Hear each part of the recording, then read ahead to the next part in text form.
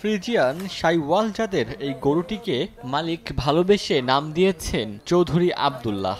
5 foot 9 ইঞ্চি উচ্চতা, 11 fit লম্বা, 28 মণ ওজন। এই গরুটি দিনাজপুরের সদর উপজেলার দারাইল মাছপাড়া গ্রামের নবিউর রহমান সরকারের খামারে। 4 বছর 7 মাস বয়সী এই গরুটিকে দেখভাল করছেন মালিক নিজেই। আশপাশের এলাকা থেকে লোকজন আসছেন দেখতে, কেউ কেউ গরুটির সঙ্গে ছবি তুলছেন, অনেকে আবার পছন্দ করে দামও হাঁকছেন। গরুটা আমার নাতি পালে, খাওয়ার খিলায় খুবই ভালো, যত্ন করি রাখিছে। দক্ষিণ কোতোয়ালি যে আমাদের দিনাজপুর ডিস্ট্রিক্টের যে দক্ষিণ কোতোয়ালি এলাকার ভিতরে সবচেয়ে বড় গরু আর কি এটাই। গত বছর আসছিলাম এই গরুটা দেখার জন্য আসছিলাম। গরু ভালো, গরু এবং বড় হাইট, অত এলাকার ভিতরে এটাই ফার্স্ট গরু।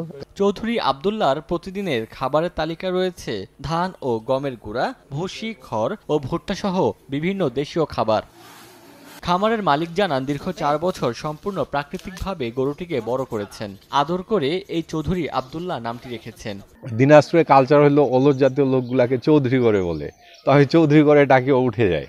হ্যাঁ, তো ও চৌধুরী। আর গত কুরবানি ঈদে যখন ফেরত আসলো, তো চিন্তা করলাম যে হয়তো তার রিজিক এখনো আসছে, সে আরো বেঁচে থাকবে, তো তার প্রতি আমার মহব্বতটা আরো বাড়ে গেল। হ্যাঁ, তো আমি একটা সুন্দর নাম মানে ওইটার সাথে অ্যাড করার একটা চিন্তা করলাম। তো আল্লাহর কাছে সবচেয়ে ভালো নাম হলো আব্দুল্লাহ। হ্যাঁ, আর যেহেতু আমি কুরবানির নিয়তে রাখছি ওটা, চৌধুরী আব্দুল্লাহ নাম রাখছি, এখন এই নামে তাকে আমি ডাকি। প্রাণী সম্পদ কর্মকর্তা জানালেন, খামারিদের লালন পালনে বিভিন্ন দিক নির্দেশনা দেওয়া হয়ে থাকে।